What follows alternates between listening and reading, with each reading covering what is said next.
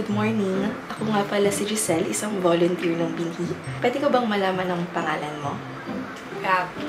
Anong apelido mo? Tato. Okay. Ilang taong ka na? 5.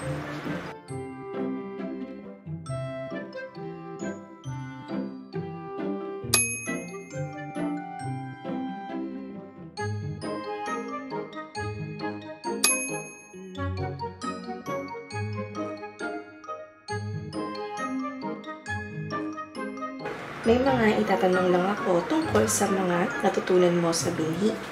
Ready ka na ba? Opo. Sige, simulan natin. Sabihin mo kung anong letter ito. J.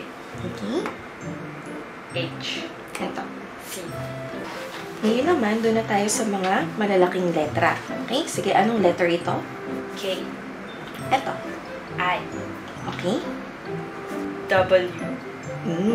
Mukha nga naman siyang W, pero tingnan mo maigi kung paano siya sinulat.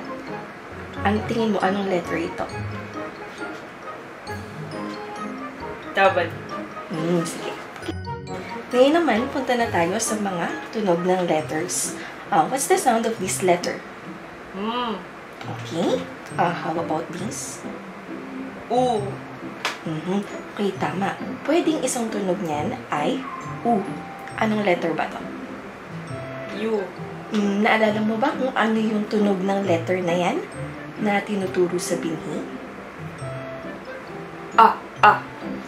Okay, very good. With hand gesture pa. Ito naman, what's the sound? E. Okay.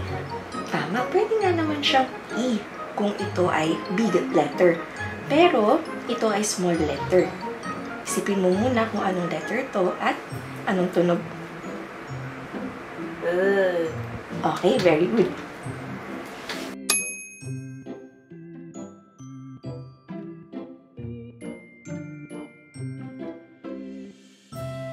Okay, ngayon naman, balik na rin natin. Ako naman ang magsasabi ng tunog at ituro mo mula dito kung anong letra. Okay, the sound is X. X. Okay. The sound is A. Okay. Next sound, E. Okay.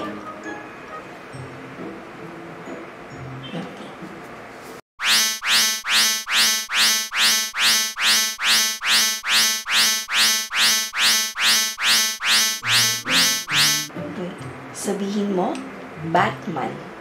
Batman. Okay, very good. Ngayon, ilan ang pantig o syllable nito? 2. Okay. Ngayon naman, sabihin mo, catnip.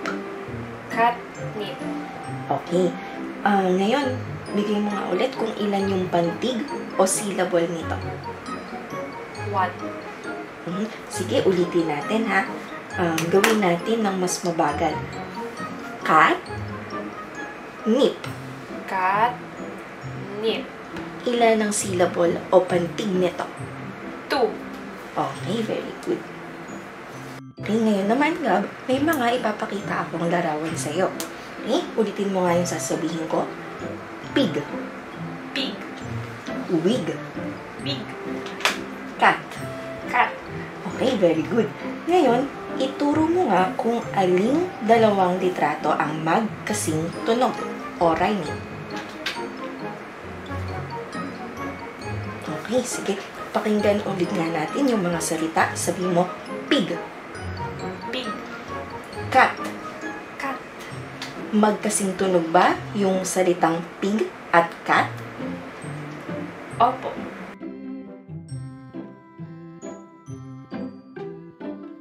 Sabihin mo, mug. Mug. Okay. Ngayon, ano ang unang tunog o initial sound ng mug? Okay, sige. Ulitin natin. Mug. Mug. Okay, ngayon tignan mo yung hand gesture. Mug. Mug. Okay? Pag matakot na sabihin kapag hindi alam, ha? Isa pa. Mag. Hindi ko po alam. Okay, sige. Dito na tayo. Sabihin mo, bag. Bag. Isa pa. Bag. Ano ang unang tunog? Ba. Okay.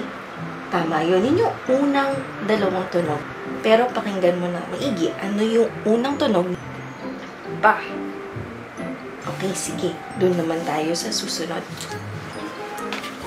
Okay, kanina, tinanong kita tungkol sa unang tunog o initial sound. Ngayon naman, doon naman tayo sa huling tunog o final sound. Sabihin mo, pen. Pen. Anong huling tunog ng pen? P. Okay, yung P, yun yung unang tunog ng pen. Pero hanapin natin yung huling tunog. Okay, bibigyan kita ng example. Sa pangalan mo, Gab. Sabihin mo nga, Gab. Gab. Ngayon naman, gayahin mo yung hand gesture ko. Gab. Gab. Okay. Anong huling tunog dun sa Gab? B. Okay, tama. Ngayon naman, balik tayo sa pen. Anong huling tunog ng pen? Okay, good job. Ngayon naman, next, sabihin mo, kid. Kid. Okay. Ano naman ang huling tunog ng kid? D. Ay, tama. D yung letter. Anong tunog ng letter D? D. Okay, tama. Ngayon naman, sabihin mo, note, Note. book. Book. Pagsamahin mo nga. Sige, subukan naman natin with hand gesture. Gayahin mo ko. Note, Note. book. Book. Pagsamahin mo nga. Notebook. Okay. Ngayon naman, sabihin mo, star, Star. fish. Fish. Pagsamahin. Starfish. Ngayon naman, pag hiwalayin natin ang tunog, sabihin mo, goldfish. Goldfish. Sige, pag hiwalayin mo nga ang goldfish. Sige, ngayon naman, try ulit natin with hand gestures. Sabihin mo, goldfish. Goldfish. Okay, hatiin mo. Goldfish. Okay. Ngayon naman, sabihin mo, cupcake. Cupcake. Cupcake. Alright. Okay. Ngayon naman, Gab, last part na to. Magsusulat tayo ng letters. Okay? So, ito yung susulatan mo, tsaka ito yung pencil. Okay?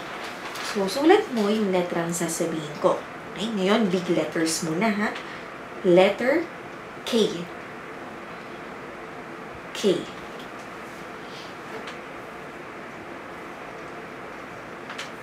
Okay? Next naman, letter R. Big letter R.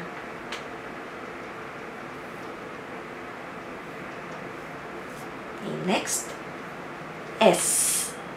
Big letter S. Okay. Tapos, doon naman tayo sa small letters. Small letter C.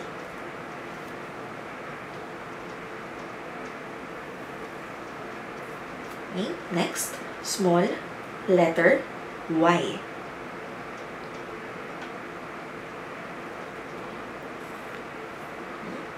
Tapos, panguli, small letter B.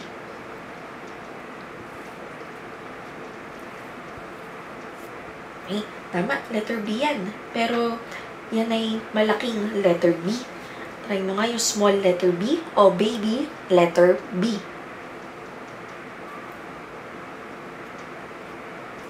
Okay, sige.